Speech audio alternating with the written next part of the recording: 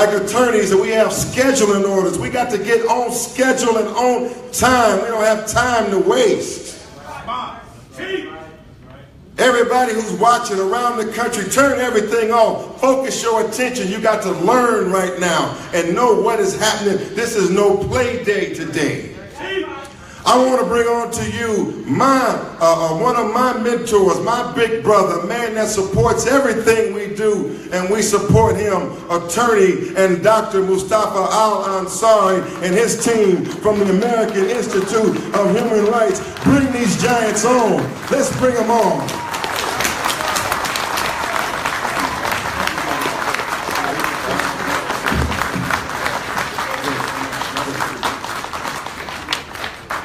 Greetings and peace to everyone. Halito, Abaragani, Shalom, Salam Alaikum. And I'll explain later as to why I used all of that, all of those greetings, because we are multiple ethnic people.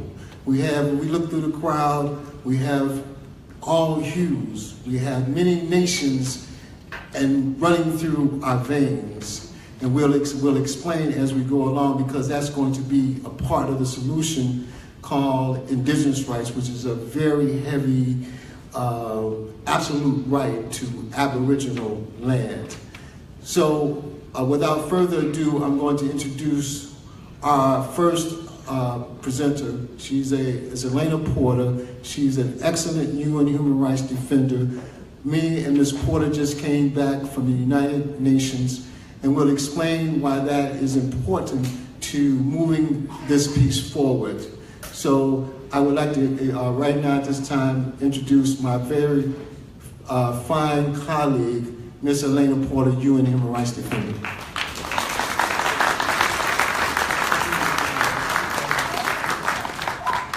Greetings, everyone. I hope our presentation finds everyone in peace and good health. I am an educator, and I want to give you a few concepts and maybe even some terms I know you won't be able to remember them, but you'll be familiar with these concepts as I go. I have about maybe 8 slides that I'm just going to go through. So if you have a pen or pencil and you feel like there's some notes you want to take, you might want to jot some stuff down, please feel free to do that. The objectives of this presentation is to clarify and discuss the meaning of self-determination in the context of Afro-descendants' identity, recognition, issues and problems concerning democracy, individual rights, sustainable development, and to discuss and promote peaceful implementation of the right to self-determination. Afro-descendants. This is a very important term and very tricky. So we have to be very careful when we use this term, who we're using this term with, when and where we use this term. So I came up with my own term. Because under ILO 169, Article 1, Paragraph 2, you identify who you are. No one else has a right to tell you who you are. That is your right. Under ILO 169, Article 1, Paragraph 2, my definition of Afro-descendant refers to a person of African descent, but not born or living in an African nation. Individuals commonly use the term for tribal and indigenous populations that migrated in waves before the invaders, as well as the descendants of an ancestors brought to the Western Hemisphere in the transatlantic slave trade. That is my definition of what an African descendant is. The human rights framework. The human rights framework places an obligation on governments to respect, protect, and fulfill rights. Respecting human rights requires that governments refrain from the actions that infringe on rights, take positive steps to realize the enjoyment of rights, and create conditions under which basic needs can be met. Moreover, the human rights framework calls on local, state, and federal governments to promote equality and non-discrimination, and to address policies and processes that have a desperate impact. The right to self-determination, a very important concept, very important term. The right to self-determination refers to the right of a people to determine their own destiny. The principle allows African descendants to choose its own political status, economic, cultural, and social development. Exercising the right to self-determination can result in outcomes ranging from independence through full integration within the state. The importance is in the right of choice. It is our right. We dictate who we are. We dictate our political configurations. We do what we want to do at this point. It is our right. The importance is the right of choice, so that the outcome of the people do not affect the existence of the right to make the choice. So when we have barriers, like unprincipled relationships on these local, the state, and federal levels that hinders our choice, that's a barrier. And we have to reaffirm we have a right to self-determine at this point. The legal basis for self-determination. Articles 1 of the International Covenant on Civil and Political Rights and International Covenant on Economic, Social, and Cultural Rights. Article 1, paragraph 2 states, the purpose of the UN are to develop friendly relations among nations based on respect for the principle of equal rights and self-determination of peoples. That means we need to meet the United States government on equal footing. No more of these unprincipled relationships.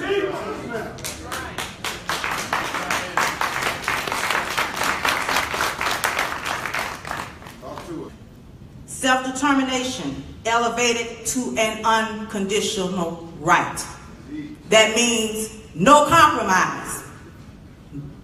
No more facilitating this policy of forced assimilation, because that's what all integration was. And I don't care who gets mad. We didn't have a vote. We were manipulated. So let's not glamorize integration anymore. It is what it is. In 1960, with the adoption of the Declaration on the Granting of Independence to Colonial Peoples, General Assembly, Resolution 1514, if you want to write that down, UN officials elevated self-determination to be the position of an unconditional right. So when these politicians come to you and ask you for their vote, ask them where is their policy and where do they stand on self-determination. That's right. Where we control our wealth, resources, human capital, dictate our curriculum for our children. Ask them, what is your position on self-determination? And if they don't have one, then they need to keep it moving. Absolutely. Absolutely. This declaration and the declaration concerning the implementation on the right to self-determination, General Assembly Resolution 1514, 1960, affirms the right to immediate self-determination for peoples under alien, colonial, or oppressive domination, and call for a speedy and unconditional end to colonialism in all its manifestations. It stresses inadequacy of political, economic, social, or educational preparedness should never serve as a pretext for delaying independence. So we have been at least 5 decades behind time. 5 decades our inheritors have went to our oppressors because of an unprincipled relationship that's co-signed on our politicians and people who propose to represent us. That's right. Sell out. Sell out. The right to dispose of wealth. The International Covenant on Civil and Political Rights and the International Covenant on Economic, Social, and Cultural Rights, Common Article 1 states, all people have the right to self-determination. Article 1, paragraph 2 notes that self-determination includes a right to dispose of wealth and resources, and that's economic self-determination. That's about our money. Yes, right. Our labor. Money. While Article 1, Paragraph 3 obliges state parties to the covenant to promote the realization of the right to self-determination. These conventions do not limit the right to self-determination to peoples classified as non-self-governing by the United Nations. That's all that I wanted to do, was clarify a few concepts and a few definitions. I'm going to turn our presentation over to my esteemed sister and comrade, who I have a lot of respect, and my esteemed spiritual father, mentor, and the Dean of the American Institute of Human Rights. Thank you.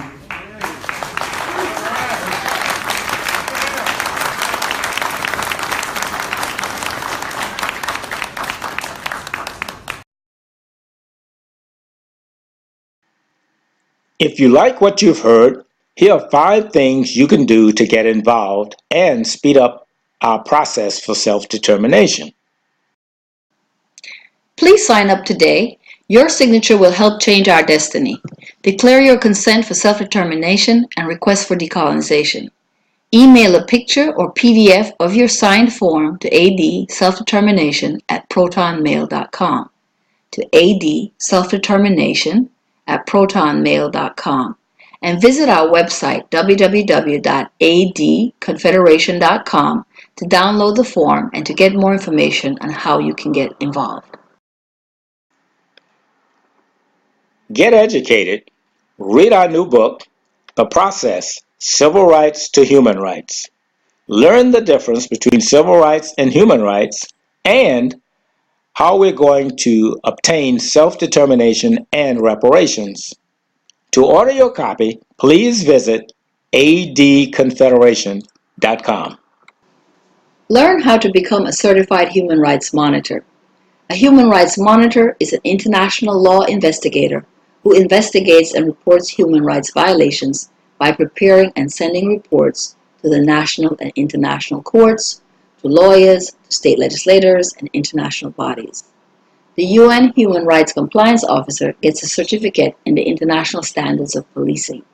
The UN Human Rights Monitor is trained in self-determination, democracy, and indigenous peoples' rights. Classes start June 18, 2018. For more information, visit www.AIHrights.com. www.AIHrights.com. Okay, folks, it's nation time. If you like what you've heard, donate now. We have formed a real nation under international law. Your donations will help to get reparations for real. It will help implement emergency precautionary measures against police brutality. It will help gain control over our schools, provide urgent legal assistance, and aid the preparation and presentation of our legal case to the UN and international courts. Support your liberation. Donate at www.adconfederation.com. Invite us out to speak. Popular topics include building power through the process of self-determination and reparations, civil rights versus human rights, addressing issues of public safety and social justice, the state of Black America, creating local political authority, county, city, and state, and new strategies for community engagement. Please feel free to contact us at adselfdetermination@protonmail.com.